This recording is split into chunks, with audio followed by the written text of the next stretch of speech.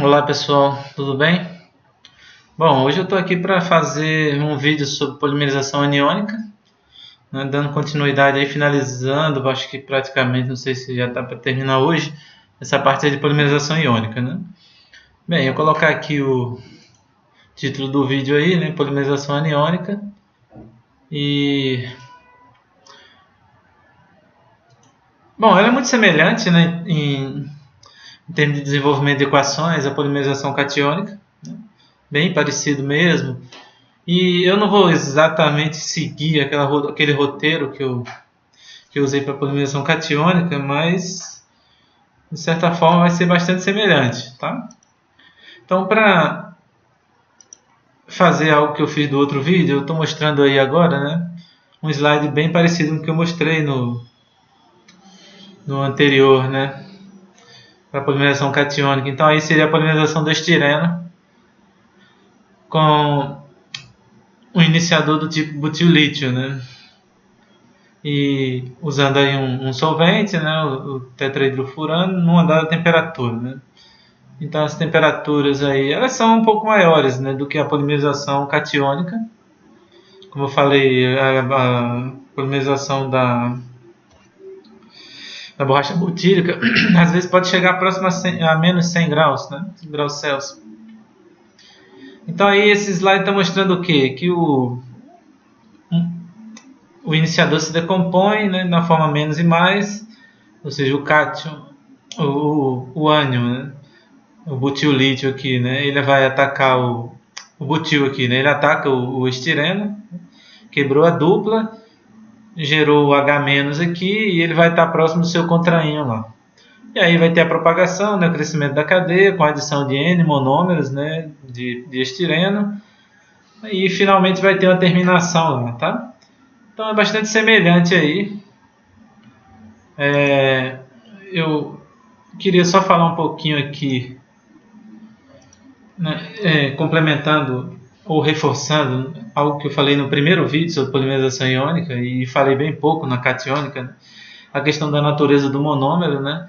Que para a polimerização aniônica, os grupos laterais ali daquele carbono onde está o centro ativo, né? Os grupos laterais eles tendem a atrair elétrons, a sacar elétrons, né? Eles puxam elétrons para o lado deles, digamos assim. E diferente da catiônica, que os grupos laterais eles tendem a ser doadores de elétrons, né? E a não ser, né, como no caso do estireno aqui, que eu mostrei agora, como também mostrei para a polimerização catiônica, o próprio estireno para polimerizar naquela situação lá, né, ele é uma exceção, ou seja, ele polimeriza tanto cationicamente quanto anionicamente por causa da natureza do grupo lateral que tanto deslocaliza carga positiva quanto negativa, né? Além do estireno, o exemplo típico são os dienos. Mas, para finalizar essa parte aí, e reforçando, dizendo que a maioria dos monômeros que tende a polimerizar anionicamente tende a não polimerizar cationicamente, tá? Bem, passando para um próximo slide aqui, eu vou usar um exemplo bastante clássico aí, né? Se você consultar, sei lá, eu consultei uns 7 livros, eu acho. Não agora, mas ao longo da disciplina que eu leciono aí, né? O Bill Maher, o Young, o Stevens, o Rodin, tem um brasileiro que eu esqueci o nome, que está sobre polimerização em cadeia, né? Esqueci o nome da autora, que ela também faz esse exemplo aí, né? E tem um autor francês também que ele também, eu esqueci o nome, ele usa esse exemplo, né? É um exemplo bastante didático, né? Talvez porque, ou seja, é bem conhecido e o mecanismo dele bastante estudado e por isso esse exemplo é sempre citado, né? E outros materiais, por exemplo, do MIT, né? De um curso sobre polímeros também eles usam esse exemplo e eu vou usar aqui também como um dos exemplos principais de polimerização aniônica, né?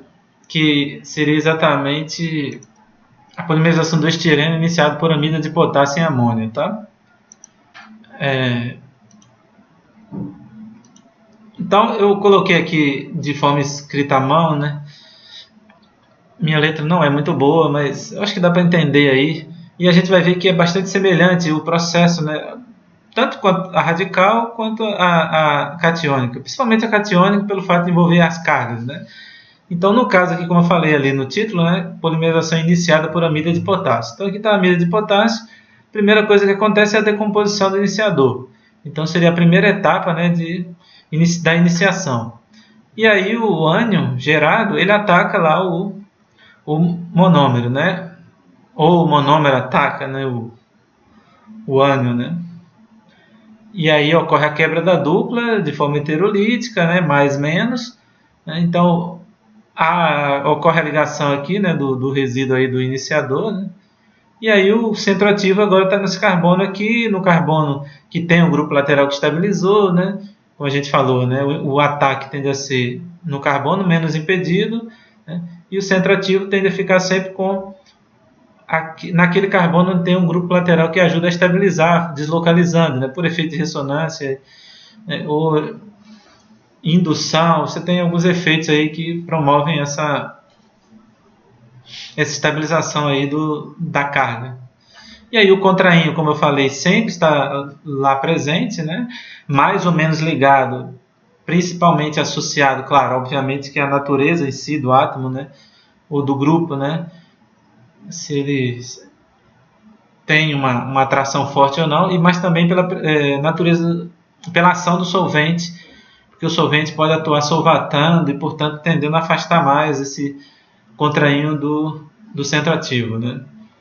Então, se estiver mais afastado, a taxa de polimerização tende a ser maior. E aí, ok, segunda etapa da iniciação, a adição do primeiro monômero ao íon, no caso aqui é um ânion. E agora, nessa outra linha aqui, ocorre o que? A adição de N monômeros de estireno ao ânion monomérico, né? Formado aqui nessa outra etapa. Então, a adição de N monômeros a um ânion monomérico, isso quer dizer o quê? O crescimento da cadeia ou a propagação, né? Então, a propagação ocorre exatamente nessa situação aqui. E nesse caso em particular, as cadeias desativam, né, o centro ativo delas exatamente pelo quê? Pela troca, né, de um hidrogênio, pela doação, né, de um hidrogênio do solvente. Tá? Então aqui é um tipo de transferência, né, de cadeia para o solvente, porque no momento que ele doa um hidrogênio aqui, um H+, esse NH2 vai ficar menos, o contraínho vai ficar aqui, né, possibilitando o crescimento de uma nova cadeia. Então, o mecanismo de desativação, né, de centros ativos é exatamente por transferência para solvente. Tá? Essa polimerização, depois eu falo disso aí, vamos continuar aqui para não perder o raciocínio. Bem, então, eu mostrei todas as etapas no slide anterior, né, como está sendo mostrado aqui.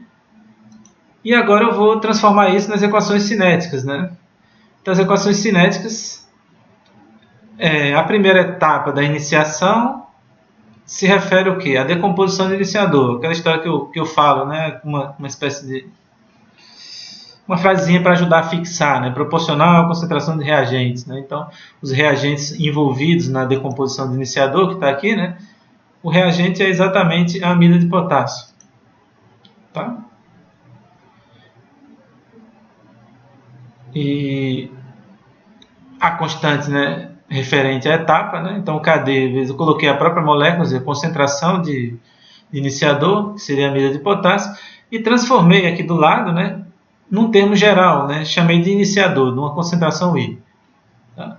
A segunda etapa da iniciação se refere ao quê? A adição do primeiro monômero, né, aquele ânion formado. Então, eu chamei aqui de uma constante de proporcionalidade KI, né, concentração, né, de ânions, vezes concentração de monômero, exatamente como está mostrado aqui, né, concentração de ânions, concentração de monômero, e colocado em letras genéricas, KI vezes I vezes M, porque o ânion aqui ele vai ter exatamente a mesma concentração de íons. De íons não, de iniciador. Tá? Então eu posso dizer que é igual à concentração do iniciador antes de se decompor. Né? E isso aí tende a acontecer. Né? Eu mostrei isso também na aula de polimerização catiônica. Né? Em certas situações pode até acontecer de gerar dois centros ativos por decomposição, mas isso simplesmente seria transformado no fator 2 aqui, tá? Se fosse o caso. Mas aqui eu estou colocando de forma geral como 1 para 1 aí. E, de novo, nesse caso aqui, essa etapa ela é a mais lenta, né? Assim como a polimerização catiônica, essa etapa ela tende a ser mais lenta da iniciação comparada à decomposição iniciador, tá? Então ela domina a etapa. Propagação significa o quê? Crescimento da cadeia. Então você tinha aqui o ânion monomérico e adicionando a esse ânion monomérico N monômeros. Então você tem o quê? Concentração de ânions vezes concentração de monômeros. Então se você vem para cá, as equações são essas. Kp, constante de proporcionalidade. E aqui eu já coloquei as letrinhas finais, não coloquei os compostos, digamos assim, como eu fiz aqui, tá? Então, concentração de ânions vezes concentração de monômero, tá? E por fim, como a gente disse, né, nesse caso em particular, né, desse tipo de polimerização, ocorre o quê? A transferência para amônia, que é o solvente. E aí a gente tem uma constante de proporcionalidade, KTR, vezes concentração de ânions vezes concentração de solvente. Exatamente como está aqui. O ânion, na presença de amônia, né, ocorre a desativação do centro ativo pela doação de um hidrogênio mais, né, do H+, do solvente, que é a amônia, para esse centro ativo aí, desativando a cadeia, portanto, sendo uma reação de transferência. Então, M- vezes NH3, que é o solvente, né? E aí eu posso chamar esse H3, NH3 de um S geral, para dizer um solvente qualquer, um termo genérico, né, para o solvente. Então vai ficar KTR vezes M- vezes S, tá? Então nesse caso aí, né, para a gente fazer uma modelagemzinha, a gente faz a condição, estabelece a condição do estado estacionário, né? Estado estacionário quer dizer o quê? Quantidade constante de centros ativos no meio. Então isso quer dizer o quê? Se iniciar alguém, vai terminar alguém. Então no caso aí, como a reação predominante de terminação de centros ativos se dá por transferência, eu posso dizer que se iniciar alguém, vai transferir alguém, né? De maneira que a quantidade é constante, né, de centros ativos no meio. Então RI igual a RTR. Então igualando, né, a segunda etapa da iniciação, como a gente mostrou no vídeo anterior, no slide anterior, né, aqui, como, já que ela é a dominante, KI vezes I vezes M, com a transferência, que é KTR vezes M- vezes S, exatamente, ó, KI vezes I vezes M igual a KTR vezes M- vezes S. O objetivo aqui é isolar, né, o M-, então vai ficar o quê? KI vezes I vezes M dividido por KTR vezes S, que está aqui. Então eu substituo na equação de propagação, que é o quê? Kp vezes M- vezes M, né? Então quando eu substituo o M- aqui, ó, KI vezes I vezes M sobre KTR vezes S, multiplicado por M da equação de RP, então vai ficar um M ao quadrado, né? Então a equação de taxa de polimerização ou de propagação é exatamente, né, digamos assim, o produto dessas constantes, Kp vezes KI sobre KTR, vezes concentração do iniciador, vezes o quadrado, né, da concentração de monômero, dividido pela concentração do solvente, né? Então, muitas vezes, né, considera-se, por exemplo, a alta taxa de propagação, né, para esse tipo de polimerização exatamente devido a essa concentração de solvente ser elevada ao quadrado, né? É sempre usado como uma justificativa, tá? E como a gente também definiu na aula anterior, o que é o comprimento cinético, né? Ele, considerando, né, que cada cadeia em crescimento implica numa cadeia final, né, ele vai ser igual ao grau de polimerização, nesse caso, né? E eu vou dividir o quê? Uma briga, né, entre propagação e iniciação, né? Então é RP sobre RI. Como RI é igual a RTR, então vai ser RP sobre RTR. Então pegando a equação, digamos assim, mais bruta, né, mais a primeira, né, de Kp, né? De Kp não, de RP, de propagação, né? Kp vezes M- vezes M, dividido por KTR vezes M- vezes S, né? Então ele vai cortar o M- com M-, vai ficar o quê? Kp sobre KTR, vezes concentração de monômero dividido por concentração de solvente, tá? Que no caso aqui, né, colocando em termos dos produtos em si, né, seria o quê? Constante, né, de propagação, vezes concentração de estireno, dividido por constante de transferência, vezes a concentração de amônia, tá? Então, É, esse exemplo aí sempre existe nos livros, sempre existe, os autores sempre trabalham ele. Achei importante trazer, né? E é praticamente idêntica, né? Essa abordagem comparada àquelas que eu já falei lá na polinização catiônica. Então, colocando de uma forma, praticamente repetindo tudo que eu falei, mas colocando de uma forma mais genérica ainda, né? Eu posso dizer o quê? Que a iniciação ela se divide em duas etapas: decomposição do iniciador, seguido da adição do primeiro monômero. Então, como é que o iniciador se decompõe? No ânion e o seu contraínio. Né? E qual é a equação cinética correspondente a isso? Taxa, né, que é o rate, proporcional à concentração de iniciador, que é C. Né? E a constante de proporcionalidade, né, relativa àquela etapa lá. Então, segunda etapa da iniciação. Você já tem o ânion formado aqui com seu contraínio, adiciona um monômero a ele. Né? Então vai ficar IM-, ocorre a quebra da dupla, né, na forma de mais menos, e o centro ativo vai ficar com M- lá, com o contraínio próximo. Né? E a gente pode dizer o quê? Que a taxa, né, de iniciação, que é no caso aí referente à segunda etapa, é proporcional à concentração de reagentes. Eu posso dizer que a concentração de ânion é igual exatamente à concentração de iniciador, C. Então fica KI vezes C vezes M, né, que é o segundo componente aqui, ou seja, o segundo reagente. Tá? Então lá vem a propagação, é o que? O crescimento da cadeia, em que, independente do tamanho do cátion crescendo ali, né, apesar de que está o monomérico, independente do tamanho dele, a propagação ela vai ser o quê? Centros ativos adicionando novos monômeros, é o crescimento da cadeia. Então eu posso dizer o quê? Que é um Kp vezes M menos vezes M. É a equação cinética. Kp vezes M menos vezes M. E a transferência, né? Que no caso particular aqui, é o mecanismo dominante para essa reação em particular que a gente falou. É a transferência para solvente. Coloquei aqui um composto T geral, né? Então a cadeia lá crescendo, né? Ela encontra um composto T que vai promover, né, a desativação daquele centro ativo, no caso da amônia e doando o hidrogênio. E aí ocorre exatamente a transferência aqui e podendo gerar uma nova cadeia. Tá? E qual é a equação correspondente? Taxa de transferência é igual ao quê? Constante de proporcionalidade vezes concentração dos reagentes. Quem são os reagentes? Sítios ativos no meio, ou seja, a concentração de M-, vezes o tal composto que promove a transferência, que no nosso caso aqui é o solvente, né? Do exemplo que a gente falou. Se a gente fala em estado estacionário, né? Transferência para um composto T, no nosso caso particular, solvente. Então, o que quer dizer isso? RI igual a RT, né? RI é igual a RT. No nosso caso, RI é igual a RTR, né? Ou seja, iniciação é igual a transferência.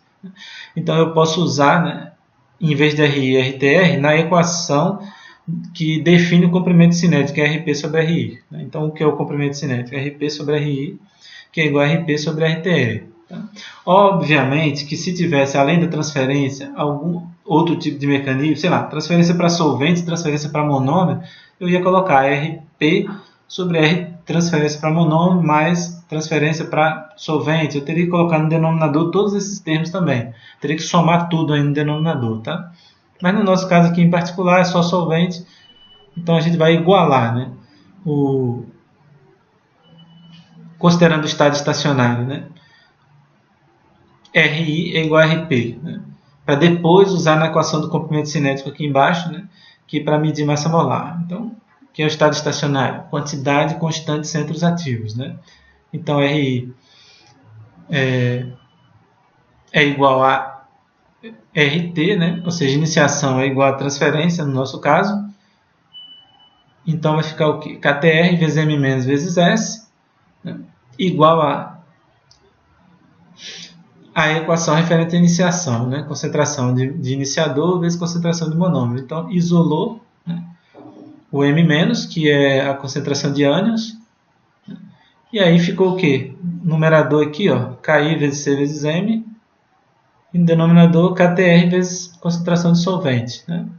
Então a gente vai substituir esse termo aqui exatamente na equação de propagação, né?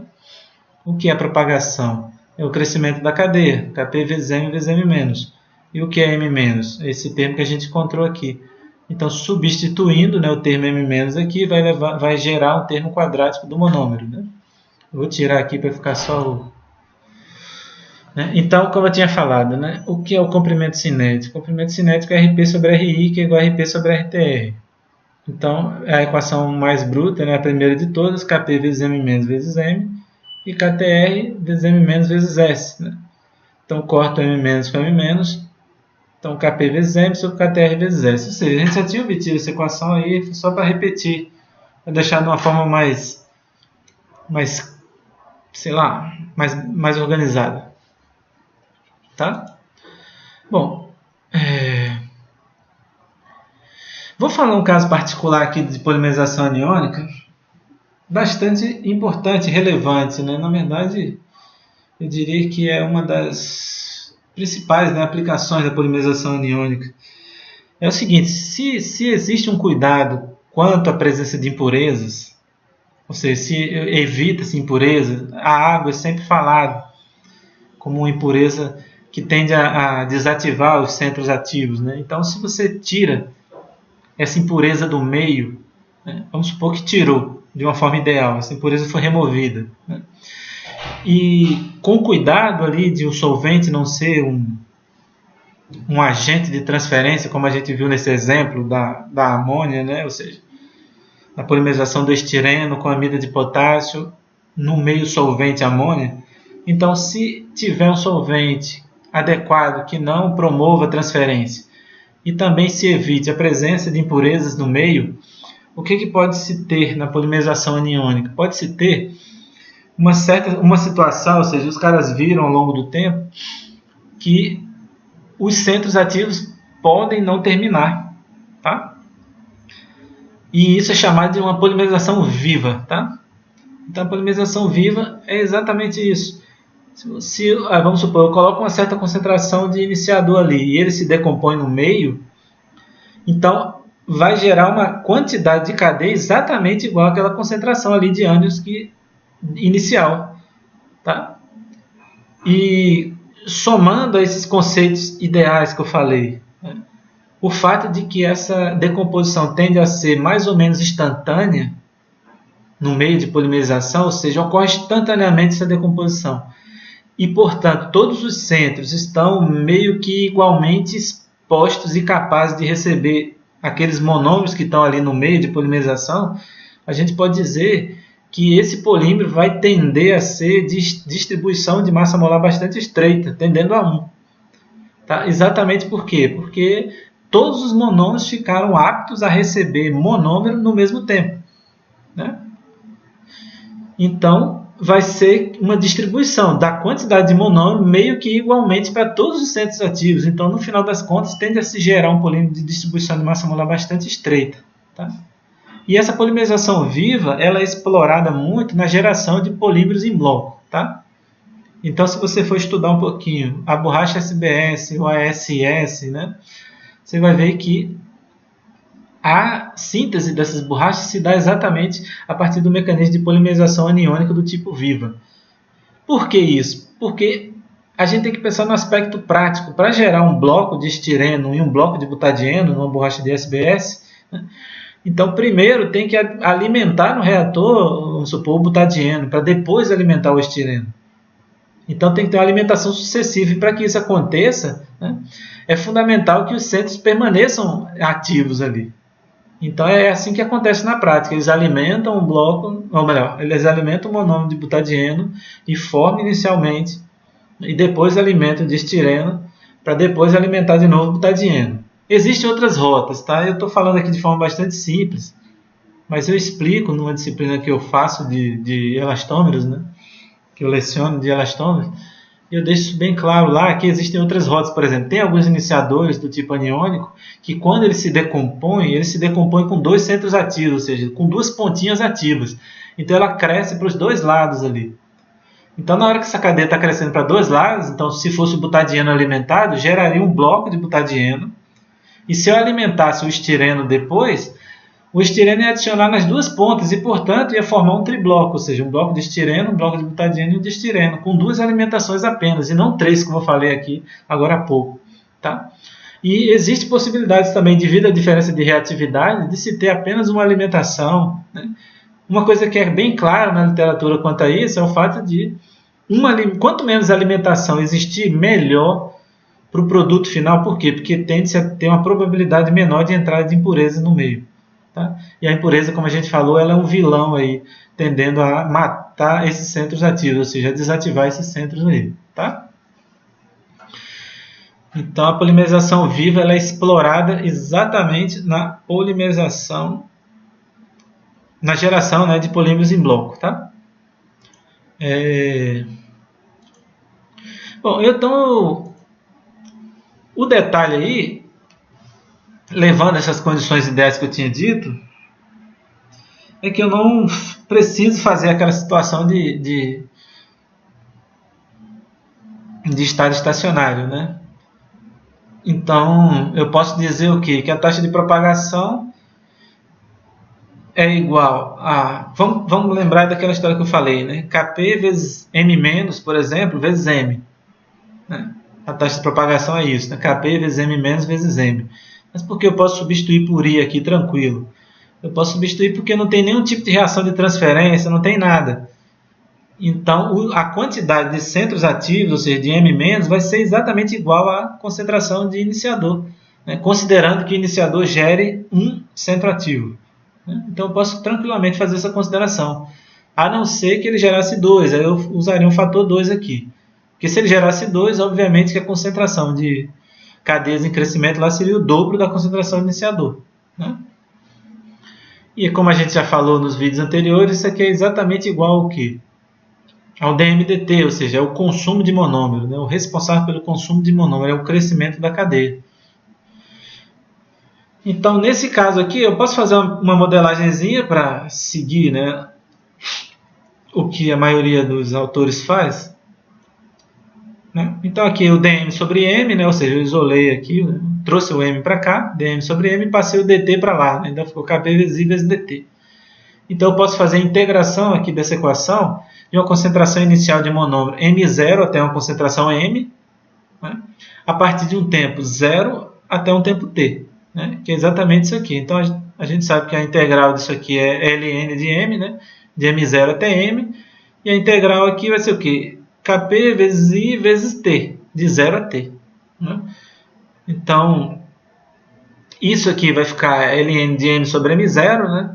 Que vai ficar ln de m menos ln de m0, então é da divisão, né? E aqui de 0 a t vai ficar o t mesmo. E aplicando a exponencial aqui, né, vai eliminar o ln, né? Então vai ficar m sobre m0. E passando m0 para o outro lado, né? E esse termo aqui, quando eu apliquei a exponencial, vai ficar e elevado a menos kp vezes I vezes t.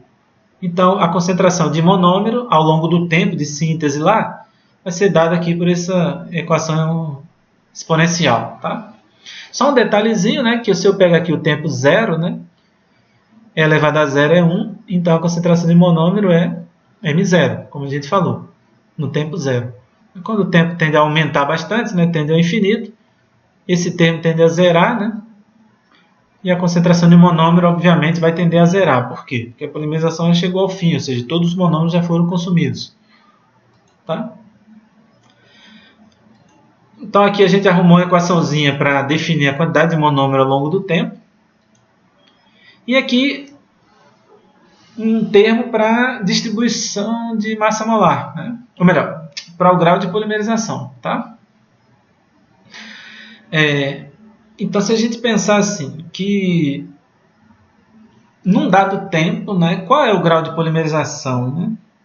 Num dado tempo, qual é o grau de polimerização? A gente viu que a polimerização viva se caracteriza por uma quantidade fixa, né, de centros ativos. Vamos supor, eu coloquei 500, vamos supor moléculas, né? Moléculas que se decompõem em centros ativos. Então, eu vou ter 500 centros ativos ali. Esses 500 vão ser o número de moléculas. Tá? O número de moléculas final. porque a gente falou que nesse caso, idealmente, não tem transferência e eles não vão desativar. Então, exatamente aquela quantidade de ânion gerado ali vai ser igual à quantidade de moléculas. Então, se eu quiser saber o grau de polimerização num dado tempo, eu vou pegar o quê? A quantidade de monômero consumido pelo número de centros ativos. É uma divisão, né? Então, supondo que eu coloquei lá, sei lá, 5.000 monômeros no início. E agora, quando eu fui contar, só tinha, sei lá, 1.000. Qual o grau de polimerização das moléculas? Eu vou pegar os 4.000 consumidos e dos 5.000 alimentados, só tem 1.000 agora. Então quer dizer o quê? 4.000 foram consumidos. E esses 4.000 estão aonde? Estão nas moléculas que estão crescendo. Então eu vou pegar esses 4.000 e vou dividir exatamente pelo número de centros ativos e eu vou achar o grau de polimerização, né? Então como é que eu vou saber o número de monômeros consumidos? O inicial menos o atual, como eu falei, né? Se tinha 5.000 e agora tem 1.000, então eu pego 5.000 menos 1.000, dá 4.000. Né? Dividido pela concentração de iniciador, como a gente falou, né? Considerando que cada iniciador gera um centro ativo. E aí eu substituo, né, aqui a equaçãozinha que eu encontrei no slide anterior aqui, né, para a concentração de monômero atual. Né? Vou trazer aqui de novo para mostrar. Ó. M0 vezes E elevado a menos Kp vezes I vezes T. Né? M0 vezes E elevado a menos Kp vezes I vezes T. Então aqui eu coloco em evidência o M0, vai ficar 1 menos o termo aqui, exponencial, dividido pela concentração do iniciador. Né? Então, o que a gente pode ver a partir dessa equação aqui, né? Que num tempo zero, né,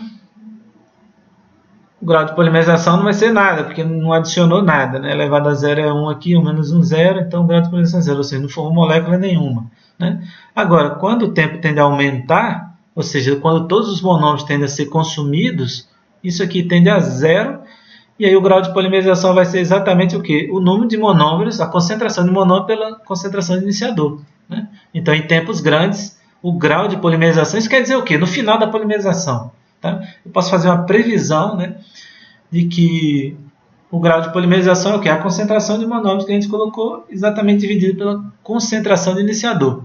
Tá?